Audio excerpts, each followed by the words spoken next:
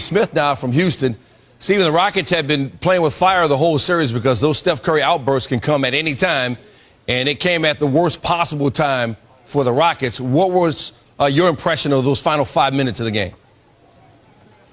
Well, Steph Curry was sensational to remind us why he's so sensational after an awful, awful first half. He dropped 33 points in the second half, and that step back three, that sidestep three over P.J. Tucker was something special to behold. Klay Thompson showed up in the first half, drilled an important three late in the game. Draymond Green played outstanding on both ends of the floor, and obviously you can't give enough credit to the bench. But I can't escape talking about the Houston Rockets. My impression of them is that they didn't show up when it counted. The owner for the Houston Rockets definitely wanted a hell of a lot more because he looked so incredibly disgusted that he walked off the court before the final buzzer even sounded. And I don't even want to tell you what he was probably thinking because it ain't fit for FCC airwaves. They came up short, they didn't get it done, and that's the bottom line. So now what do you do if you're Houston? I mean, there's no shame in losing to the Warriors. I mean, they've been right there in the championship level, winning 3 of the past 4. So there's no shame in losing to them. But if you're trying to build a roster to get past them, what can you do? Well, let me tell you something right now. There's not much because you're going to pay Harden over $200 million.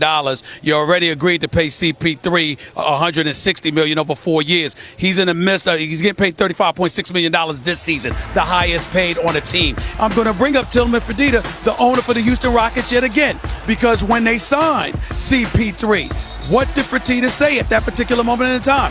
Daryl Morey and Mike D'Antoni are tied together. In other words, I'm going to hold a lot of people accountable here if I don't get what I want. The man is passionate about this team. He's passionate about winning, and that's not what they did. He is not satisfied at all. And I've seen many owners who have lost in the past. Few of them have ever looked as disgusted as he looked after this game. So we'll see. All right, could be some change in the air in Houston after their elimination. Steve, we appreciate you sticking around to hang out with us. Curry, big at the end, equaled the Rockets himself in the final 4 minutes of the game. Didn't miss a single shot over that span, going 3 for 3 from the floor, including 2 for 2 from 3 and 8 of 8 from the line. 113 your final. I'm looking at the halftime box of this game. Steph Curry, 12 minutes, 0 for 5, no points, 3 fouls. There's no way they're winning. Wait, what happened? 33 points in the second half? Oh, we got to take another look at this. Scored 23 in the fourth quarter. What changed? Well, he started creating for himself. In the first 3 quarters, Curry made just 1 shot off the dribble, missed all 4 of his threes. But in the fourth quarter, there you go, he went 4 for 5 from the field when shooting off the dribble. That little step, and then this goes up there and goes to the hole. I mean, listen, no fear. Curry had 23 in the fourth, 16 which came in the final 4 minutes. The Rockets scored 16 in the final 4 minutes. The 16, that's tied for the most in the final 4 minutes of the fourth quarter over the last 20 postseasons. Paul Pierce, Kawhi Leonard also accomplished this feat. Paul Pierce, where's he at? 3-man weave time with the 3 grave diggers right here. You've been digging a hole for the Rockets. Paul, your shovel was pretty loud earlier. They dug it from themselves. Yeah. I mean, seriously. I mean, this was the window of opportunity they had. And when you have a championship window, you got to take advantage of it because a lot of championship windows, some last longer than others. This was Houston's championship window, and I think it just went out the door. Jalen, Sam was saying Rockets just don't have it. What is it they just don't have? They don't have James Harden when they need him the most, Neil. And if you look back at the years that he's gotten eliminated, 13 TOs at Golden State. How he played in Game 6 versus the San Antonio Spurs, missing 27 straight threes. KD goes out, you take 1 shot in the last 8 minutes, and then today, when he didn't have the ball, he was just walking. He looked disinterested. He didn't have that leadership style that was going to galvanize the team. Chris Paul played well, but I was disappointed in what I saw in James Harden. Chauncey, there's a lot of teams couldn't beat Jordan and the Bulls. Is it just, hey, the Rockets are one of those teams that can't beat the Warriors? Well, I don't know. I mean, just their defensive mindset coming into today's game, I don't know who they would have been able to beat, even if they got through the series, to be honest with you. Portland or Denver probably could have beat them, too, if you came with that kind of intensity. Because at this point in the season, you got to step it up. It's just that simple. All right, the winner awaits the winner of the Blazers and Nuggets. Who wins that series? Denver. Who wins it? You know where he's from, right? I know. I know. You know who drafted me, right? The Nuggets. That's right. Took you out the hood. Going with Portland. I think Dame is going to get it done. All right. Can Portland beat the Warriors? The Portland Trailblazers can beat the Warriors if KD is limping and they don't have DeMarcus Cousins. This is a tremendous opportunity for Portland. The window is open for them now. Can the Nuggets The beat window's Warriors? open for Chauncey's hometown Denver Nuggets right now. Yes. You can either have Jokic or Lillard. Which one you taking? The taller guy. Ooh, don't. Ooh, that's tough.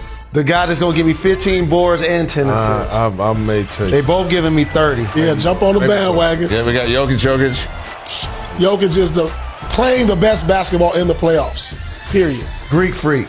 That's No, not true. Jokic. Who wins Game 7, Raptors or 76ers? You got 10 Game 7s in your I'm going to give Toronto the benefit of the doubt, even though the last time they lost a Game 7 at home, I was involved. But I won't be there, so I have Toronto marching on. And they'll play Milwaukee, and you're driving the Milwaukee bus, right? Take the Raptors as well. Yeah. We got the Milwaukee bus driver running the 3-man lead right here. Yeah, he's a good sport about it. Yeah. Trailblazers, Nuggets. We got the playoffs on Sunday. Okay, let's see. That's 12:30 at my house. I'm watching that. Chauncey wanted to bet me on this one. I stepped away. Good restraint there. Good self-control. And the winner of that one gets the Warriors, man. So there you go. He steps back, puts up a three, won't go. I just want a fair chance, man. Harding's writhing in pain on his knees. 2-0 series lead. We got to come out and bust them. What a block by Capella. Harden, step back three. Bang! The series is tied at 2. Hurt. He goes to the locker room. Thompson, 2. Curry launches a three-pointer, puts it in. Steph Curry coming alive in the fourth quarter. Launches a three, puts it in again. Golden State Warriors eliminate the Rockets.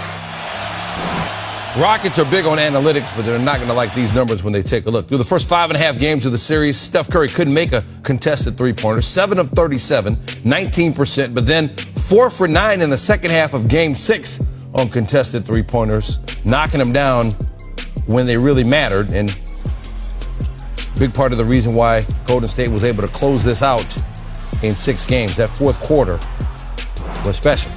Coming into Game 6, we know how important Kevin Durant was to the Warriors' success. Through the first 5 games of the series, Golden State have been outscored by 4 points when Curry and Thompson were on the floor without Durant.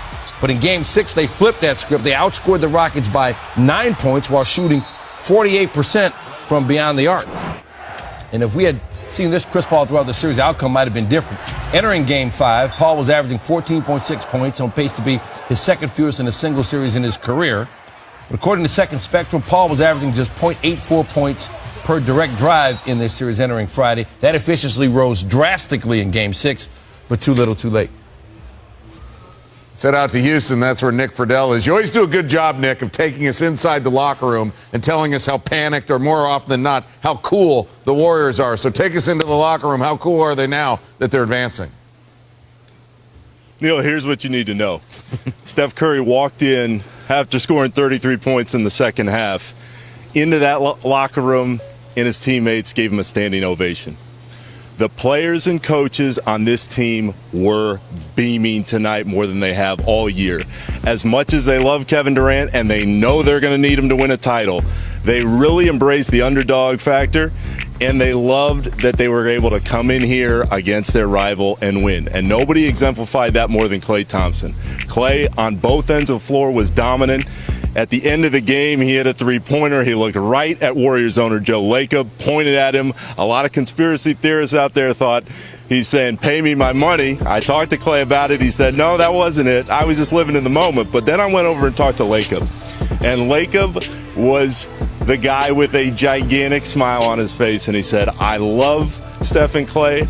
I have come to expect this from them over time. I want them to be part of this organization forever. And Neil, Lacob can't come out and say, I'm going to give Klay Thompson a max contract this summer, but that's as close as he can go. And from where I'm standing, I am certain now the Warriors and Klay are going to figure out that extension, and he's going to be a Warrior for a long time to come. Warriors move on. Nick Friedel in Houston. Michael Wilbon on the Rockets taking a step back.